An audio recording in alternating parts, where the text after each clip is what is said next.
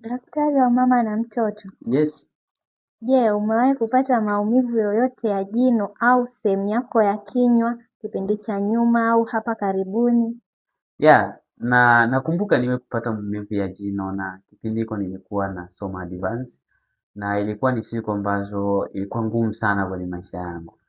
Yeah, nakumbuka maumivu yale yalikuwa hayatulii. Kwanza nilikuwa nikutanisha meno au nikiwa nakula, yani nilikuwa nauma sana. So nikawa nimekaa kama siku mbili sijaingia darasani na chanzo kikubwa kilikuwa ni maumivu yale yalikuwa makali sana. Nilikuwa siwezi hata kuyavumilia.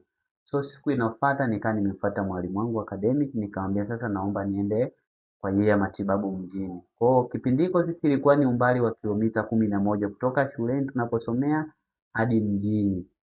So nika nimeenda umbali huo lakini tulienda kwa ice lakini sikuwa naenda hospitali by the way.